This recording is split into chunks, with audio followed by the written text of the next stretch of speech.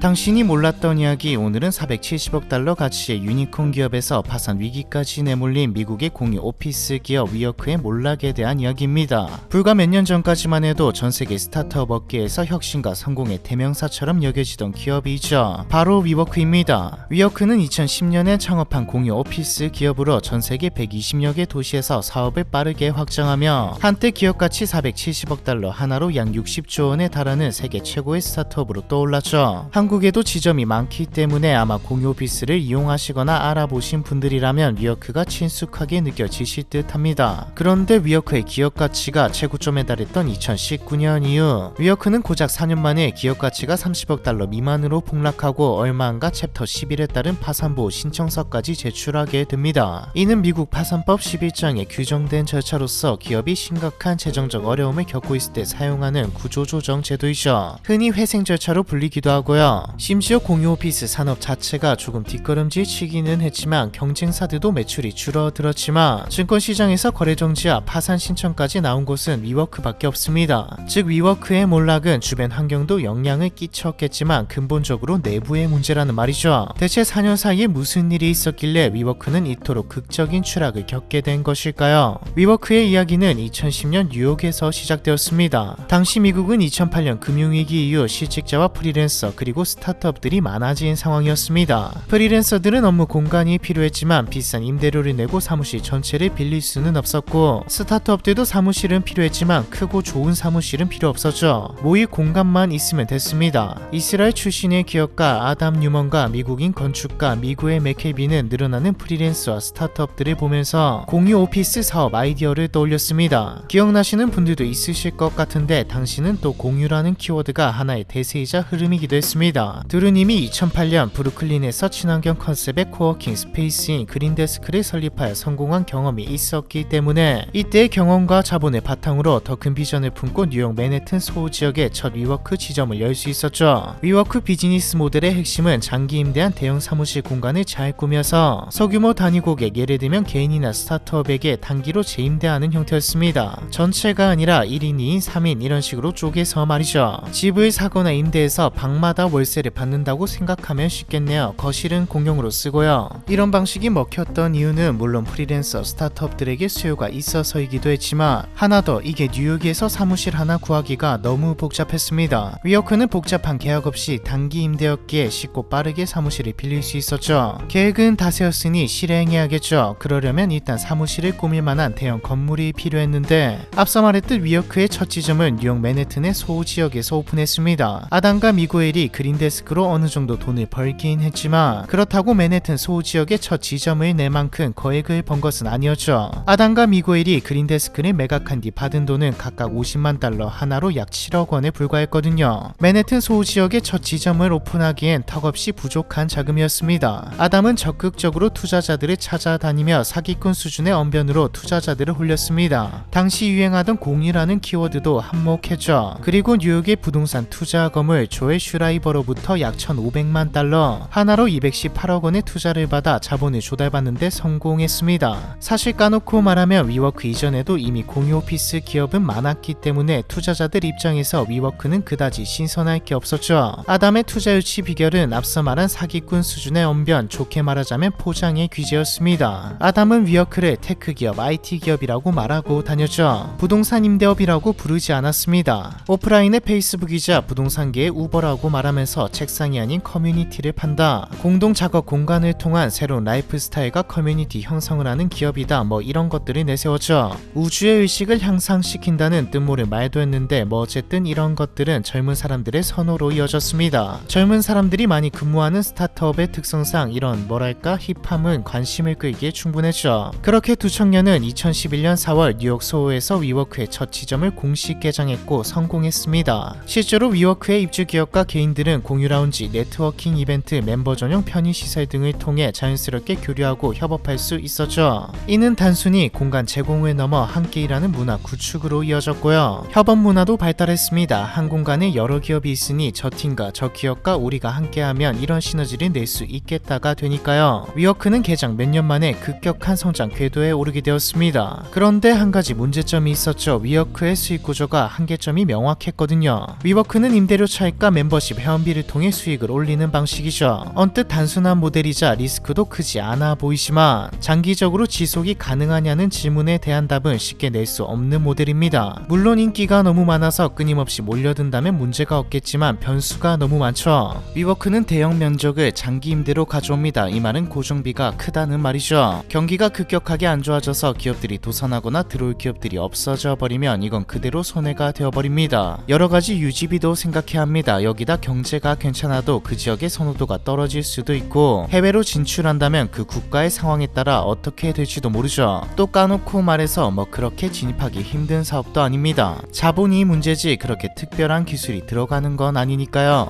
여기다 위워크의 비즈니스 모델 특성상 한 곳에서 나오는 매출은 한계가 있기 때문에 결국 지점을 많이 내는 게 아니면 매출을 증가시킬 수 없죠. 아담과 미구엘을 비롯한 위워크 경영진은 불안정한 임대 수익을 안정적이게 바꾸려면 규모를 키워야 한다고 생각했습니다. 한 개만 운영한다면 변수가 많지만 1000개를 운영한다면 전 세계가 불황에 빠지지 않는 한 몇몇 곳에서 변수가 생겨도 다른 곳에서 커버가 가능하다고 생각했거든요. 또 따라하기 쉬운 비즈니스 모델의 특성상 시장을 빨리 장악해야 한다고 생각했죠. 이에 따라 채택한 전략이 바로 블리츠 스케일링입니다. 블리츠 스케일링은 위험을 감수하고라도 최대한 빠르게 시장을 장악하기 위해 불균형한 상태라고 해도 성장을 추구하는 전략입니다. 아무리 적자를 보더라도 오히려 몸집을 키우는 것이죠. 시장을 장악하고 나면 흑자 전환을 할 수 있을 것이라 보는 겁니다. 사실 위워크뿐만이 아니라 우버, 에어비앤비, 페이스북 등 수많은 실리콘밸리 스타트업들이 초창기의 빠른 성장을 위해 사용한 핵심 전략이죠. 쿠팡도 블리츠 스케일링의 사례로 볼 수 있고요. 수익성, 효율성보다 시장 선점을 가장 우선으로 두고 경쟁사보다 먼저 성장해서 표준을 장악하고 진입장벽을 높이는 것이 최우선 목표입니다. 위워크도 고정 임대료라는 위험성을 상쇄하려면 공간을 최대한 많이 만들어 시장을 빠르게 장악해야 한다고 생각했죠. 그런데 확장을 하려면 돈이 있어야죠. 다행히도 위워크는 포장을 잘 해뒀으니 투자를 받으면 될 일이었습니다. 애초에 위워크를 IT 기업, 테크 기업으로 포장한 것 자체가 투자를 위해서였다고 봐도 과언이 아니죠. 위워크는 투자를 받는데 성공했습니다. JP모건 체이스부터 시작해 이름만 들어도 아는 기업들과 사람들이 위워크에 투자했죠. 특히 소프트뱅크의 투자금은 100억 달러가 넘었고요. 나중에는 이것저것 다 해서 169억 달러를 투자했죠. 169억 달러면 지금 약 24조 정도 되네요. 그렇게 뉴욕에서 시작한 위워크는 불과 몇 년 사이에 샌프란시스코, 런던, 텔아비브, 상하이, 서울 등 글로벌 주요 거점에 진출하며 혁신기업이자 선두기업으로 평가되기 시작했습니다. 그냥 부동산 임대업 아니야라는 말이 계속 나오기는 했지만 소프트뱅크 손정희가 투자했다는 명성에다 확장 속도를 보면서 이런 말들은 주목을 받지 못했죠. 투자 유치와 시장 확장에 힘입어 위워크의 기업 가치는 눈부시게 상승했습니다. 2016년 초 위워크의 기업 가치는 이미 160억 달러에 달했죠. 위워크는 공유 오피스 외에도 사업 분야를 확장하여 2016년에는 주거 공간 공유 서비스인 위리브를 뉴욕과 워싱턴 인근에 선보이며 코리빙 시장에도 진출했습니다. 이 밖에도 2017년 5월에는 프리미엄 피트니스 센터 라이즈 바이 위를 오픈하고 2018년 9월에는 프리미엄 유아 교육 브랜드 위그로우를 설립했죠. 위워크는 마치 생활을 전부 장악하겠다는 생각처럼 보였습니다. 전부 다 위워크 건물 안에 있는 것들이라 부모가 위워크에서 일할 동안 아이는 위그로우에서 공부하고 일 끝나면 라이즈 바이 위에서 운동하고 요런 느낌입니다. 또 실제로 출시하진 않았지만 오피스 입주자 대상 자전거 공유 서비스인 위바이크부터 수면 캡슐 사업 위슬립, 금융 서비스 위뱅크, 요트 공유 서비스 위쉐이 등을 상표로 등록하며 대대적인 사업 확장을 계획했죠. 이렇게만 보면 위워크가 성공가도를 거릴 일만 남은 것처럼 보이지만 오히려 이 시기부터 위워크의 몰락이 시작되었죠. 2019년 초반 위워크의 기업 가치는 470억 달러, 약 63조 정도로 평가되었는데 사실 외형적 성장과 위워크의 천문학적 가치는 현실과 동떨어져 있었습니다. 쉽게 말해 그저 말장난에 불과했죠. 당장 1989년에 시작되어 수익을 올리고 있는 영국의 공유 오피스 기업인 IWG의 기업 가치는 3조 정도입니다. 심지어 IWG는 꾸준히 그리고 안정적으로 성장해온 기업인데도 말이죠. 사실 위워크 내부에서는 이미 몇 년 전부터 수익성에 대한 의문과 경영 방식에 대한 우려가 나날이 증가하는 상황이었습니다. 위워크의 문제는 한두 가지가 아니었는데 일단 포장과는 달리 위워크가 진행한 그 어떤 사업에도 기술은 없었습니다. 아담과 미구엘은 일의 미래를 재창조한다는 비전 아래 업무 공간을 혁신함으로써 사람들이 더 협업적이고 창의적으로 일할 수 있는 문화를 만들어가겠다고 홍보했죠. 세련된 인테리어의 라운지, 자유로운 분위기의 공용 공간, 수제 맥주가 나오는 택과 신선한 커피로 브랜드 자체를 고급스럽고 트렌디하게 브랜딩했고 발생했고, 더 나아가 2019년 초 위워크는 사명을 더 위 컴퍼니로 변경하며 오피스, 주거, 교육 등 다양한 영역을 아우르는 위 브랜드로 확장하겠다는 포부를 밝혔습니다. 그리고 단순히 공간을 제공하는 기업이 아니라 사람들의 삶의 방식과 의식 수준까지 고양시키는 철학적 목표를 내세웠죠. 그런데 이걸 다른 기업이 못할까요? 위워크에는 독보적인 기술 같은 게 없습니다. 브랜딩은 탁월하지만 세련된 라운지, 공용 공간, 수제 맥주, 커피 전부 다 다른 공유 오피스 기업들도 도입하면 그만인 것들이죠. 실제로 저도 몇 년 전 이제 집에서 일 그만하고 사무실을 좀 찾아봐야겠다라고 생각해 공유 오피스도 알아보고 했는데 위워크가 도입한 것들, 아니 그 이상의 경쟁 기업들도 갖춰 놓았습니다. 구하는 사람 입장에서 위워크는 압도적인 브랜드가 아니라 선택지 중 하나일 뿐이죠. 위워크가 가진 테크 기술이라 해봤자 공간 예약 시스템, 출입 인증 시스템, 입주자 CRM에 불과했는데 아담은 이를 구글과 같은 사용자 기반으로 확장 가능한 소프트웨어 플랫폼이라 주장했습니다. 말도 안 되는 소리죠. 게다가 진짜 테크 기업이라면 소프트웨어 기반의 수익 모델이 있어야 하는데 2019년 위워크의 상장 예비 신고서에서는 매출의 90% 이상이 오피스 임대에서 발생하고 있었습니다. 문제는 이뿐만이 아니었습니다. 사실 위워크의 가장 큰 문제는 경영 방식과 조직 문화였죠. 더 정확히는 공동 창업주인 아담 뉴먼의 경영 방식에 문제가 있었습니다. 아담 뉴먼은 위워크 신화의 중심이자 그 몰락의 핵심 인물입니다. 카리스마 넘치는 비전 제시와 추진력으로 초기 투자자들과 직원들의 신뢰를 얻었지만 시간이 흐르며 독단적 경영에다 사적인 스캔들까지 일으켰죠. 아담은 회사에 대한 절대적인 통제력을 행사했고 자신과 가족이 대대로 회사를 지배할 것이라는 야심을 공공연히 밝혀 논란을 샀습니다. 2019년 초 사내 회의에서는 우리 가족이 지금 100% 회사를 통제하고 있으며 앞으로 300년 후에도 내 자손들이 회사 운영에 관여할 것이라고 말했죠. 아담은 회사와 이해충돌 소지가 있는 행동들도 서슴지 않았습니다. 예를 들어 자신이 개인적으로 소유한 건물을 위워크가 임차하게 하고 임대료를 받는가 하며 위라는 상표권을 개인 회사로 등록해 두었다가 2019년 위워크의 사명 변경 시 회사에 그 상표를 590만 달러에 판매하는 거래를 벌이기도 했죠. 회사 돈으로 6천만 달러짜리 개인 제트기를 구입해 전 세계를 누비고 다녔으며 한 번은 전용기 안에서 대마초를 피우다 문제가 되어 비행기 소유주가 기체를 회수해버리는 해프닝도 있었습니다. 회사가 만성적인 적자에 시달리는 동안에도 아담은 현금화를 서두르며 IPO 이전에 이미 자신의 지분 중 상당량 약 7억 달러치를 매각하여 사익을 챙겼죠. 여기서 끝이 아닙니다. 아담의 아내 리베카와 가까운 친구, 가족들을 회사 요직에 앉히는 등 측근 중심의 경영도 비판받았죠. 특히 리베카 뉴먼이 큰 논란의 대상이었습니다. 리베카는 부유한 유대인 가정 출신의 여성으로 유대교 신비교 카발라에 심취해 있었는데 아담도 리베카의 영향으로 카발라에 빠져 회사 운영 전반에 영성과 의식 고양 같은 문화를 도입했습니다. 뿐만 아니라 카발라 스승인 네이트한 야데니를 회사에 자주 초청하여 고위 간부들과 영적인 대화를 나누고 일부 직원들에게는 카발라 수업을 듣도록 권장하기도 했죠. 면접 몇 분 만에 기운이 마음에 들지 않는다는 이유로 해고할 것을 지시한 적도 있고요. 그래도 아담의 행보는 초기에는 창업자의 특권 정도로 여겨지며 묻혔습니다. 뭐 능력만 좋다면, 회사만 잘 키운다면 투자자들은 상관하지 않으니까요. 하지만 2019년 IPO 추진 과정에서 세세한 내용들이 드러나며 위워크는 위기에 직면하게 됩니다. 2019년 8월 위워크는 상장을 준비하며 미국 증권거래위원회에 상장 예비 신고서를 제출했는데 이 문서가 공개되면서 위워크의 신화는 한순간에 무너졌죠. 우선 투자자들이 가장 충격을 받은 건 막대한 적자 규모였습니다. 위워크는 2018년에만 19억 달러 약 2조 5천억 원의 순손실을 기록했고 2019년 상반기에는 손실폭이 더 커지고 있었습니다. 게다가 위워크가 향후 몇 년간 부담해야 할 장기 임대 계약 의무금이 회사가 실제로 벌어들일 수 있는 수익보다 훨씬 많은 금액이었죠.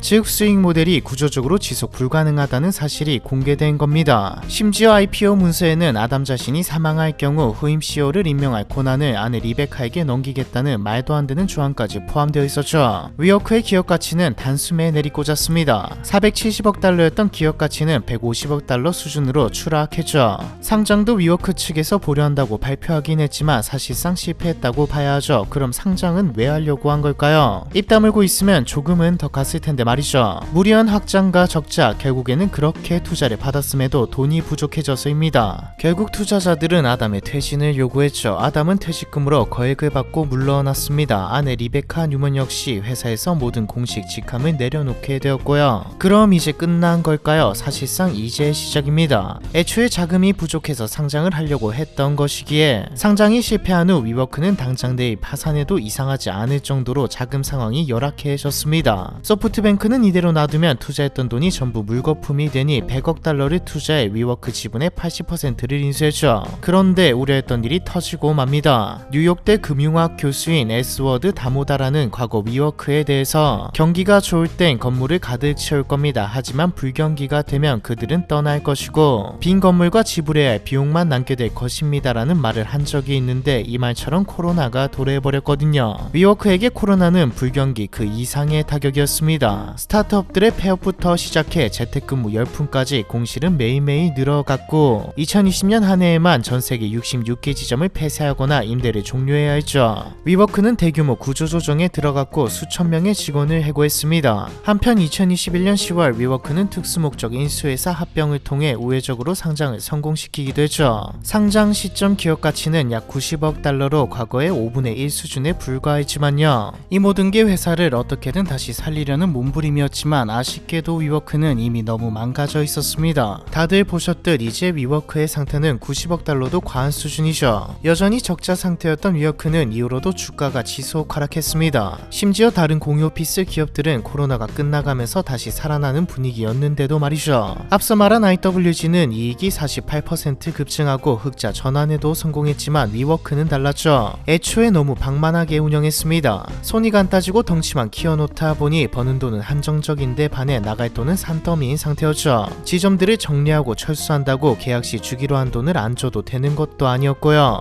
다른 공유 오피스 기업들이 정상 궤도에 들어선 2023년에도 위워크의 상황은 끝도 없이 추락했습니다. 계속해서 수억 달러의 적자를 보고 있었고 돈도 떨어져갔죠. 여기다 고금리 기조까지 더 이상 버틸 수 없었습니다. 2023년 4월 뉴욕 증권거래소로부터 상장 폐지 경고를 받았고 주가는 1달러 아래로 폭락하며 회사 시가총액은 3억 달러대 수준으로 추락했죠. 2023년 11월 1일 위워크가 뉴저지 법원에 파산을 신청할 것이라는 기사가 월스트리트 저널을 통해 보도되면서 주가는 46% 급락했고 시가총액은 1억 달러 아래로 추락했습니다. 그리고 11월 6일 거래 정지 조치가 내려졌고 같은 날 위워크는 파산 신청을 했죠. 이로써 위워크의 신화는 완전히 막을 내렸습니다. 손정희는 주식에서만 15조 이상의 손실을 받고 블룸버그는 손정희가 약 18조의 손실을 봤다고 추정했죠. 물론 위워크가 아예 끝난 건 아닙니다. 기업을 회생하기 위해 이런저런 방법을 쓰고 있긴 하지만 과거 전성기의 수준으로 돌아가는 건 불가능하죠. 아니 애초에 전성기 시절 기업 가치가 말도 안 되는 사기 수준의 거품이었고요. 그럼 위워크를 몰락으로 이끈 아담은 어떻게 되었을까요? 위워크에서 손정희를 비롯한 모든 투자자가 실패했지만 단 한 명 아담만은 해피엔딩입니다.